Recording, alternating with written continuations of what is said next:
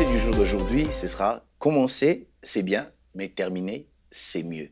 Je vois l'excitation que les gens ont à chaque fois qu'ils commencent quelque chose. Quand ils commencent, n'est-ce pas, une entreprise, ils sont contents, prêts à dire à tout le monde que j'ai commencé telle ou telle autre chose. Quand j'ai commencé une relation, oh, c'était bien. Et surtout au commencement d'une relation, les gens n'arrivent pas à dormir, ils passent tout leur temps au téléphone en train de parler, ils n'arrivent pas à bien manger et tout ça. Donc c'est excitant de commencer. Mais on ne devrait pas seulement commencer. Vous savez, il y a dans certains milieux où ce qui se dit, l'essentiel, c'est de commencer. Moi, je ne suis pas de ceux-là qui disent que l'essentiel, c'est de commencer. C'est non seulement de commencer, mais aussi de terminer.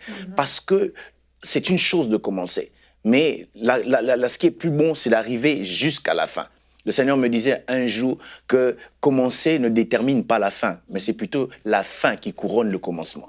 La fin donne, n'est-ce pas, la valeur à ton commencement. Voilà pourquoi l'apôtre Paul dit dans 2 Timothée 4, 7, 8, il dit « J'ai combattu le bon combat, j'ai terminé la course, j'ai gardé la foi.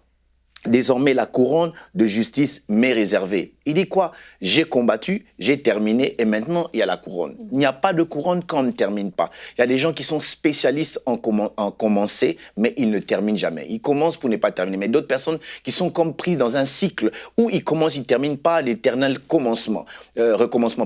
Ils commencent un mariage qui n'arrive pas, une relation qui n'arrive pas à boucler ou à terminer. Ils commencent les études, ils n'arrivent pas à terminer. Il y a d'autres aussi parce que c'est dû à certains combats qu'ils sont peut-être dans leur vie où l'ennemi se lève contre eux afin de les empêcher. Je pense dans la Bible, je vois l'histoire de Zorobabel. Zorobabel a commencé la construction du temple, mais il est arrivé à un temps à cause du découragement, les gens qui parlaient contre lui, qui s'élevaient contre lui, Zorobabel s'est arrêté. Et les commentateurs disent que plus de 10 ans, aussi pas 12 ans, ça s'est passé. Et même le lieu était rempli d'immondices au point que ça fait une grande montagne. Et Zorobabel était tellement découragé. Heureusement, nous avons un Dieu qui est de notre côté. Il a envoyé le prophète Zacharie pour dire à Zorobabel que tu vas terminer. Qui es-tu, grande montagne?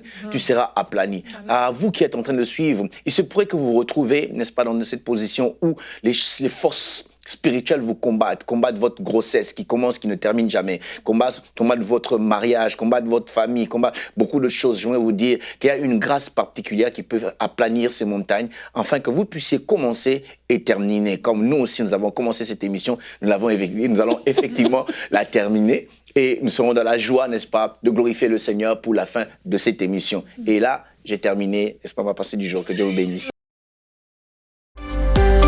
Retrouvez la suite de ce programme dans l'émission Bonjour chez vous sur ENCI TV.